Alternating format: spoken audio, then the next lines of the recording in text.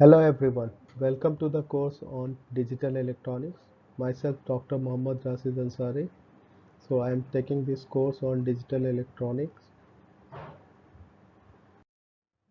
So today I will discuss about the introduction of this course, its contents and its course outcome, and how the digital electronics field is popular these days. I will discuss about that also.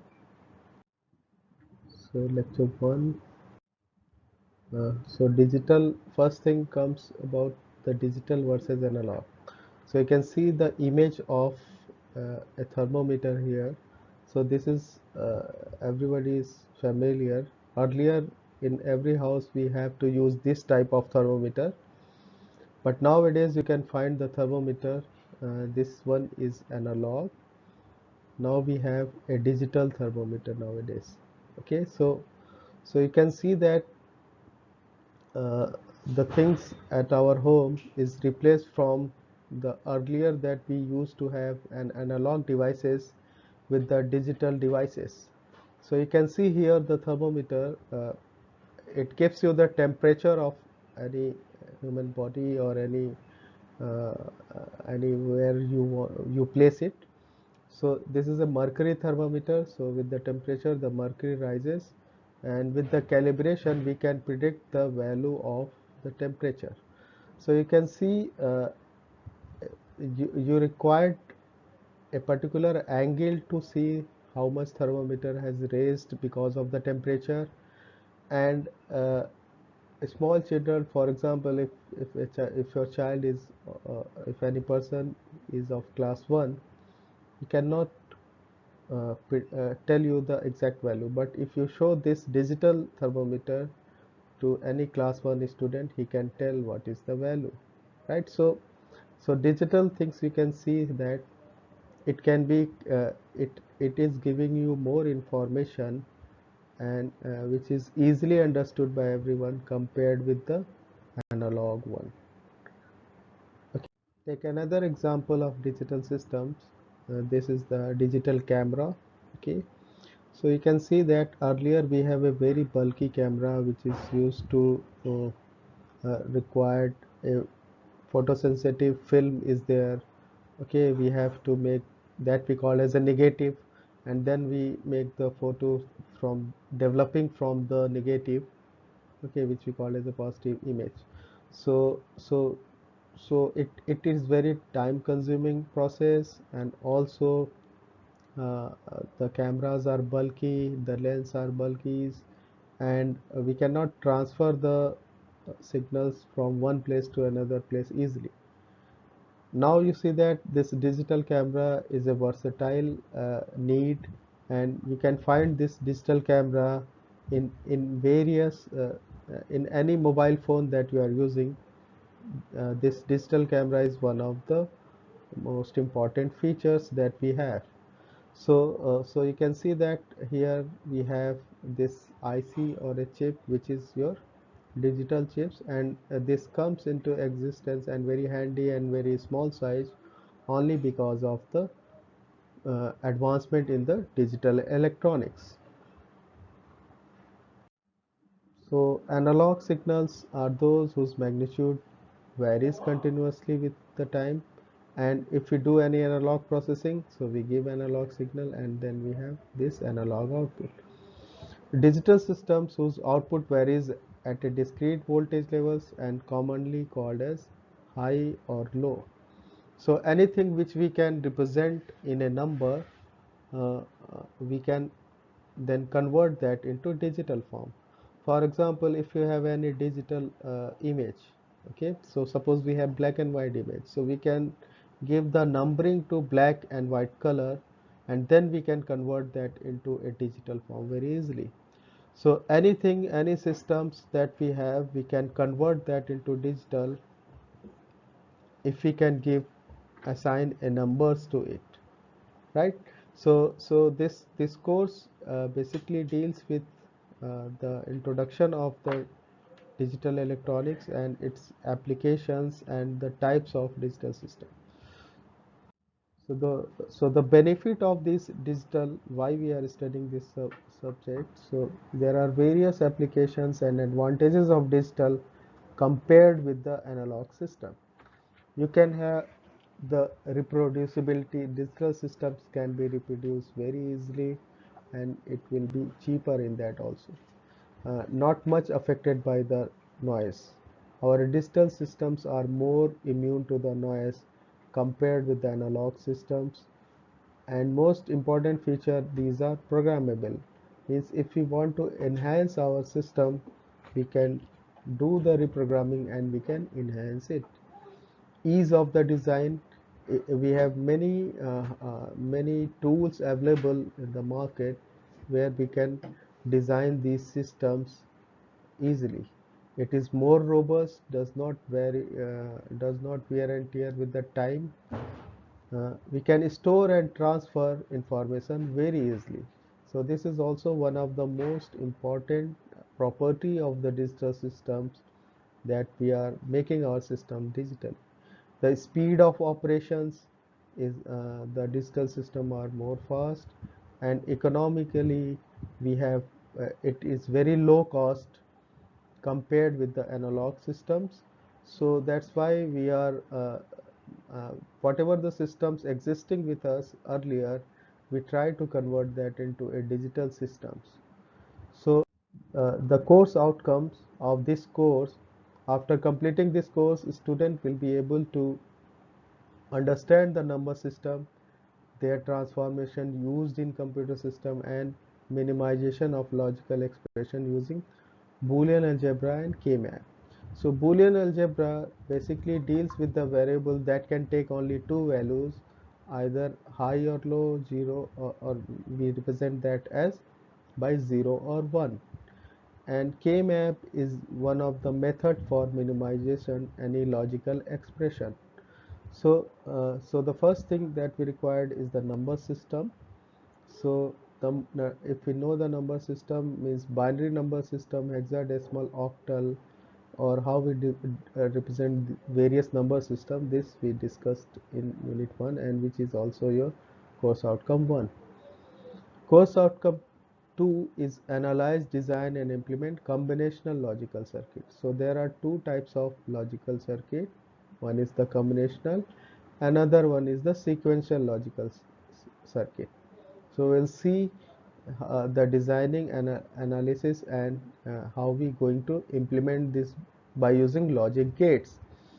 So combination logic circuits are those logic circuit in which the output depend only on the present input, and in in the sequential circuit, the output depends not only on the present inputs but also on the past outputs. So we'll see in detail in further lectures about this. Then this fourth course outcome, we student will be able to analyze, design, implement asynchronous sequential logic circuit, and assess the nomenclature and technology in the area of memory devices and digital system. So asynchronous can be implemented. We have two types of sequential circuit. One is synchronous and another is asynchronous. So these are the fourth course outcome. The fifth one, realize the programming concept using VHDL and computer-aided design. So as I told you, the designing of a system is easy. So because everyone that system that we are designing, we do certain programming, or we use CAD, computer-aided design. So VHDL is very high speed hardware description language, is one programming language which we use to design a digital systems. Uh, the the sixth course outcome, you will know the advanced, a current research topic in digital electronics for real-time applications. So we will see how a digital systems can be applied easily on real-time applications. So these are the six course outcome that a student will able to learn after going through this course on digital electronics. Now the course content of this subject. So it consists of 6 units. The unit 1 is about the number system and Boolean algebra. So we'll study about the number system that is existing, a decimal number system, and how we got the positional number systems. And then we have binary, octal, hexadecimal. So types of number system and its conversion from one one one form to another. Now we see how what are the codes we can use for representing these number system like BCD codes or ASCII code. Then other part is the Boolean algebra. So we'll study about Boolean algebra, the basic laws and theorems, postulates related with these Boolean algebra, De Morgan's theorem, how we represent anything by using switching functions, prime implicants, essential prime implicant definitions, simplification by using K-maps. We'll see how to reduce any Boolean expression by using K-map and tabular method, which is called as Quine-McCluskey method also. Then in unit 2 we will study about combinational circuit. These type of circuit depends the present output depends only on the present input given to it. So we'll study about basic logic gates that we are going to use to implement any functions. Then NAND NOR universal gate, and there are some extra gate logic gates available, XOR, XNOR, and their combination to represent any Boolean expression. We will also see the designing of certain combinational circuit like adder, subtractor, comparator, code converter, different encoders, decoders. Okay, then the multiplexer, demultiplexer. We'll also see how we can use multiplexer as a universal circuit which we can use to implement any Boolean expression, as we can use NAND and NOR, which is a universal gate to represent any circuit. The functional realization of multiplexer and demultiplexer we will also cover. In unit 3 we will see about the synchronous sequential circuit.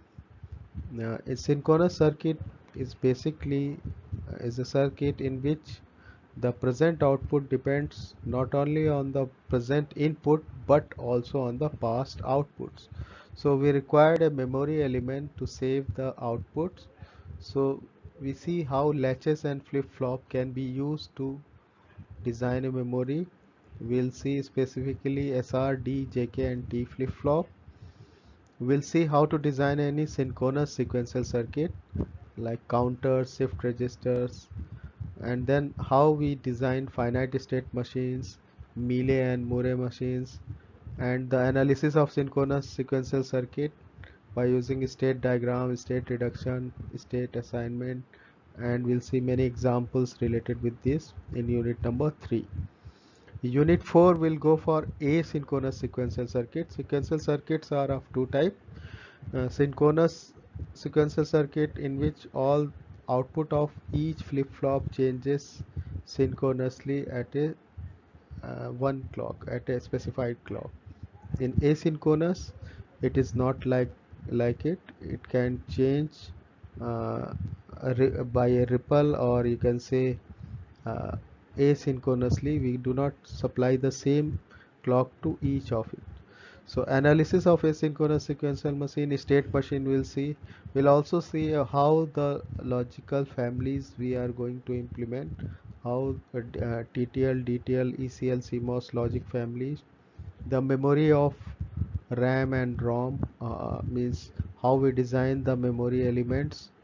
We'll also see the concept of some programmable ROM, programmable logic devices, programmable logic arrays logic, okay, and combinational sequential circuit design by using these programmable logic devices.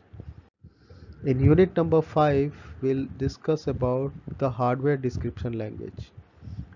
For the many circuits, which is very complex.